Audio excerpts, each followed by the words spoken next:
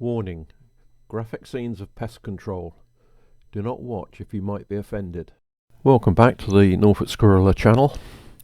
Over the winter there hasn't been much activity on the feeders. I think that's because there's been a lot more natural food around than I'd normally expect to see. And also I've shot nearly 500 over the last 2 years in this wood, and that's obviously had an impact on the overall population level. This video was shot over 2 days. This first squirrel was shot in a wood we call Ted's Belt. It was one of 2 I shot on the first day. Very quiet, bit unusual for this particular feeder. It's normally very productive, and certainly the feed had been going down rapidly, but I suspect that was more to do with nighttime rat visits and the fact that crows have taken up residence in the wood.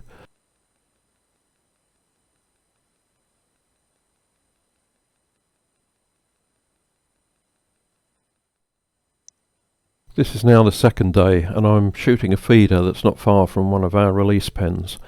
The wildlife camera didn't show an awful lot of activity, but as it happens, it was a very productive day, as you'll see as you continue to watch. This hide faces due east, so the early morning sun is shining straight into it. I should have taken that into account when I set it up. Later in the summer, when there's leaf on the trees, it probably won't be a problem. But I suspect I might have to just swing it round 90 degrees so that it's not an issue when I get there early in the morning. Not that that happens very often. That shot was a clean miss. I could see the pellet hitting the side of the feeder, so I decided to check the zero by firing at a mark on the tree. Sure enough, the pellet struck about 1.5 inches to the right. I then readjusted that, and all the other shots were spot on.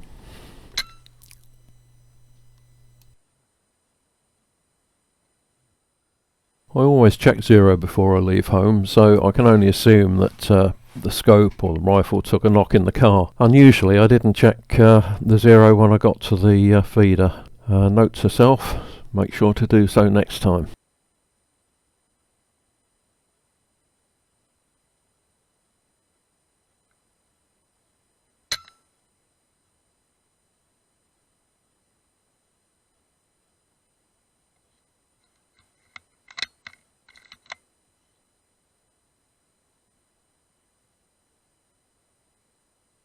There's a big rat hole at the base of this tree, and this squirrel's doing its best to disappear down it.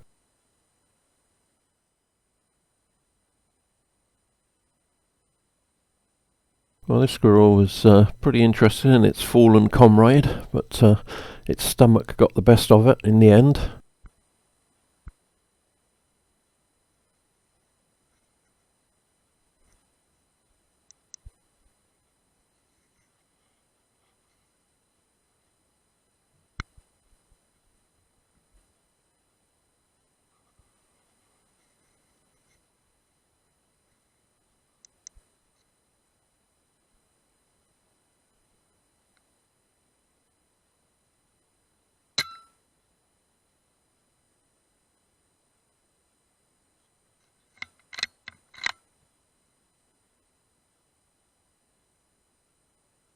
Having re-zeroed the rifle, that was a nice clean headshot. Pleased with that one.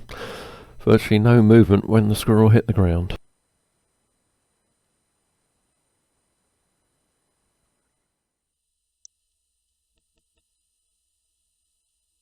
Two years ago, I never saw a nuthatcher in this wood. They've certainly benefited from the reduction in the squirrel numbers.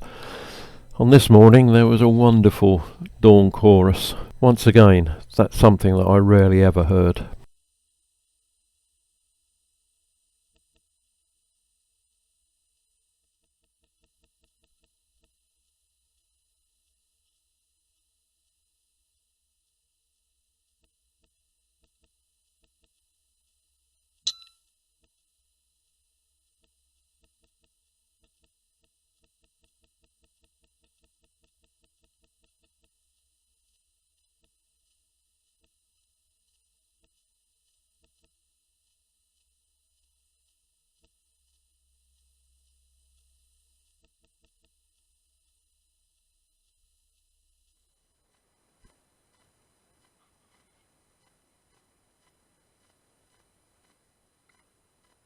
sun's just at the right height now to reflect off the bottom face of the sun shield on the scope.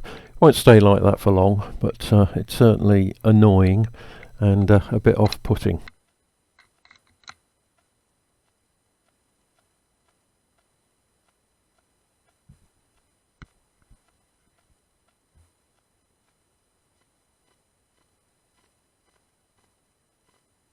When the battery in the sight gets low, the clicking, buzzing, knocking sounds start to appear on the recording. I need to change the batteries more quickly than I do, but also I think the batteries are just getting a bit old now and are running down much more quickly than they used to.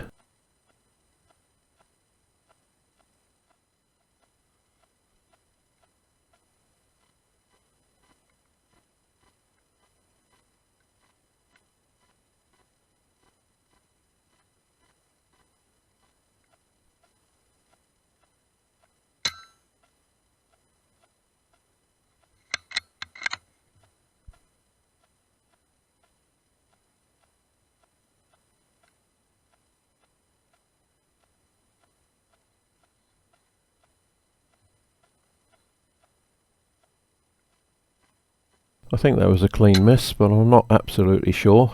Second shot had to be a heart-lung shot because of the little branch that was in the way.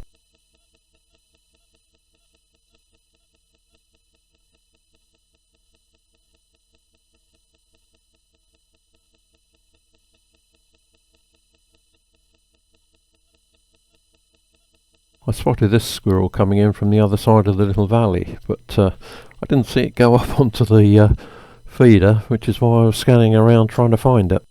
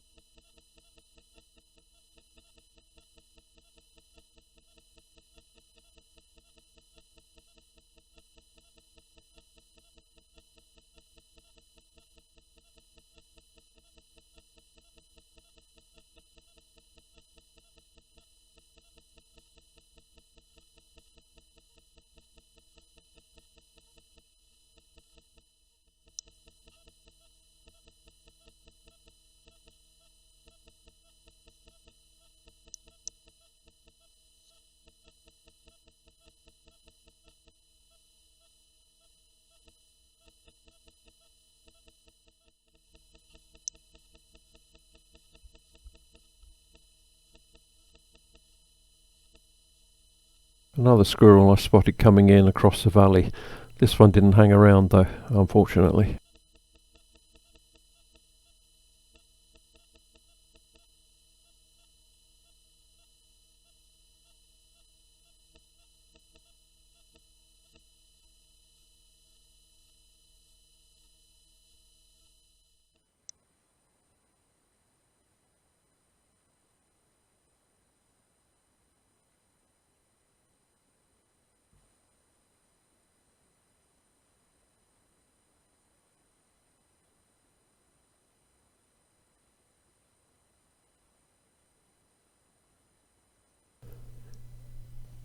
This roe deer is probably the reason the squirrel didn't hang around. It was being disturbed. The roe's looking a bit scruffy. It's losing its winter coat. Only a youngster by the look of it.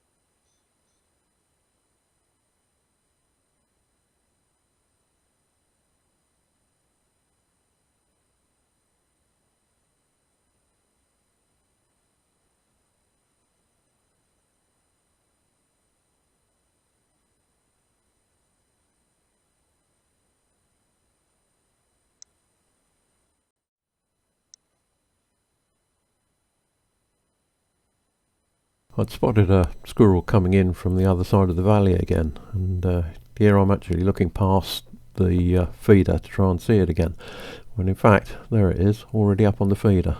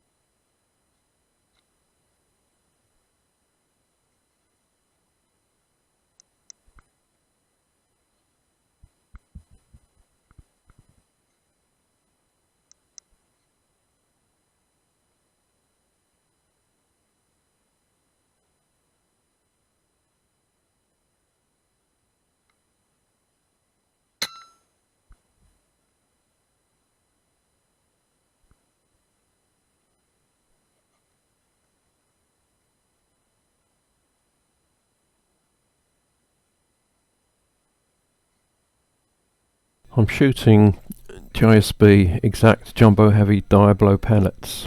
The grain weight is 18.13, and I'm running them at about 26 foot-pounds, which is somewhat below the capability of the air rifle, but it's certainly a devastating combination.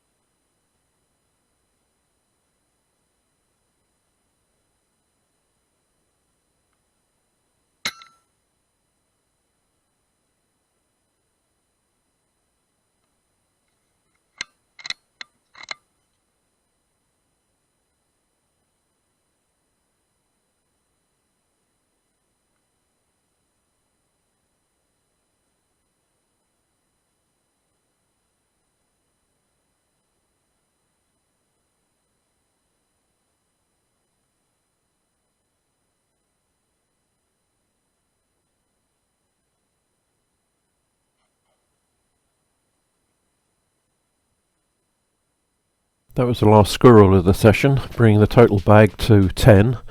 I'd only expected to get 3 or 4 on this visit, so very pleased with that.